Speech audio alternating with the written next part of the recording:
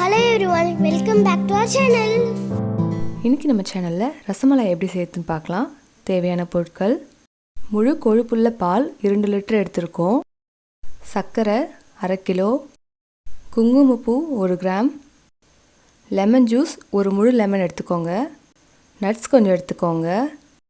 First rasmalai patties ready பண்ணிடலாம். முழு கொழுப்புள்ள பாலை 1 லிட்டர் நல்லா காசிக்கணும். இப்போ இதில் 2 டீஸ்பூன் லெமன் ஜூஸ் ஆட் பண்ணிக்கணும். உங்ககிட்ட லெமன் ஜூஸ் இல்லைனா வினிகர் இருந்தால் கூட ஆட் பண்ணிக்கலாம். பால் நல்லா திரிஞ்சிரும், நல்லா திரிஞ்சு வரணும். இந்த ஸ்டேஜில் கேஸ் ஆஃப் பண்ணிவிடுங்க. இப்போது ஒரு ஃபில்டரில் மஸ்லின் கிளாத் வச்சு அதுக்கு மேலே இதை வடிகட்டிடுங்க.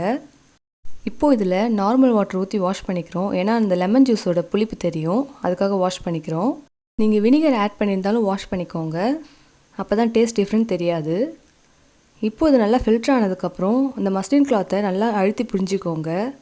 ஏன்னா தண்ணி இதில் இருக்கக்கூடாது. தண்ணி மிஞ்சுதுன்னா நம்மளால் செய்ய முடியாது, கரெக்டான ரவுண்ட் ஷேப் வராது. ஸோ இதை எப்படியே சுற்றி வச்சுடுங்க. மீதி இருக்க தண்ணியெல்லாம் நல்லா ஃபுல்லாக ஃபில்டர் ஆகணும்.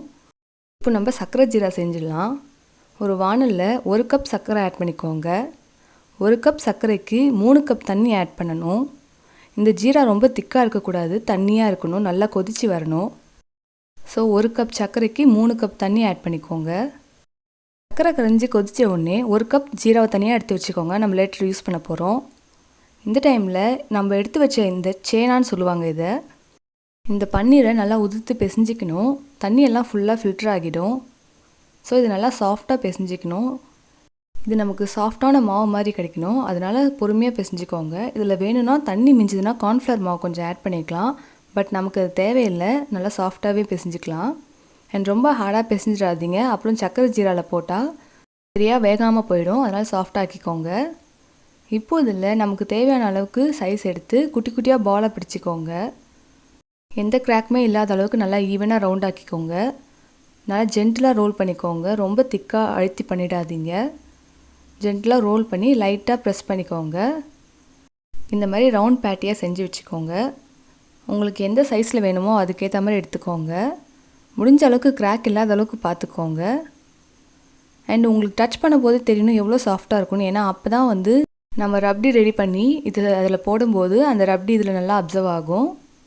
இப்போ நம்மளோட ஜீரா நல்லா கொதிச்சிடுச்சு. நம்ம செஞ்சு வச்ச ஒவ்வொரு பேட்டியாக இதில் ஆட் பண்ணிடணும்.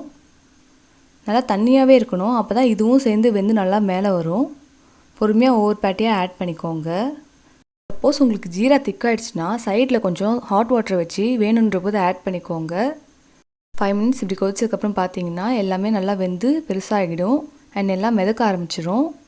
இந்த ஸ்டேஜில் நம்ம கேஸ் ஆஃப் பண்ணிடலாம், இதெல்லாம் எடுத்து வச்சிடலாம். இப்போது ஜீராவில் வெந்த இந்த பேட்டிஸ் எடுத்து நம்ம தனியாக எடுத்து வச்ச ஜீராவில் ஆட் பண்ணணும்.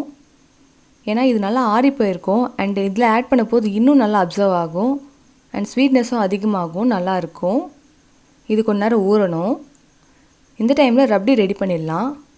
அடி கனமான பாத்திரத்தில் 1 லிட்டர் பாலை நல்லா காய்ச்சிக்கோங்க. இப்போது 1 கிராம் குங்குமப்பூவில் கொஞ்சம் சுடு தண்ணி ஆட் பண்ணிக்கோங்க. இந்த பால் நல்லா கொதி வரும்போது 1/4 கப் சர்க்கரை ஆட் பண்ணிக்கோங்க.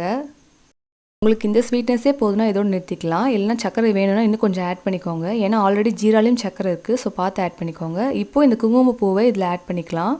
ஆட் பண்ணி மிக்ஸ் பண்ணி விட்டு கொஞ்சம் நேரம் கொதிக்க விடுங்க. ஸ்டவ்வை கொஞ்சம் மீடியம் ஃப்ளேம்லேயே வச்சுக்கோங்க. இப்போ கொஞ்சம் நேரம் கொதிச்சதுக்கப்புறம் இதில் கலர் மாறிடும். உங்கள்கிட்ட ஏலக்காய் பொடி இருந்தால் அதை ஆட் பண்ணிக்கோங்க. அடுத்து இதில் நட்ஸ் ஆட் பண்ணுறோம். நம்ம பாதாம், பிஸ்தா அண்ட் முந்திரி ஆட் பண்ணுறோம். அதெல்லாம் பொடியை நறுக்கி ஆட் பண்ணிவிடுங்க.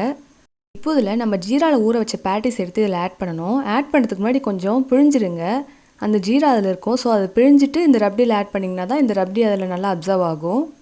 இதை ஒரு 4 hours அப்படியே ஃப்ரிட்ஜில் வச்சுருங்க. நல்லா சில்லுன்னு சாப்பிடும்போது சூப்பராக இருக்கும் அண்ட் அந்த ரப்டியும் நல்லா அப்சர்வ் ஆகிடும். இந்த ரெசிபி உங்களுக்கு பிடிச்சிருந்தா ட்ரை பண்ணிவிட்டு எப்படி இருக்குன்னு மறக்காமல் காமெண்ட் செக்ஷனில் சொல்லுங்கள். Thanks for watching. லைக் பண்ணுங்கள், சப்ஸ்கிரைப் பண்ணுங்கள்.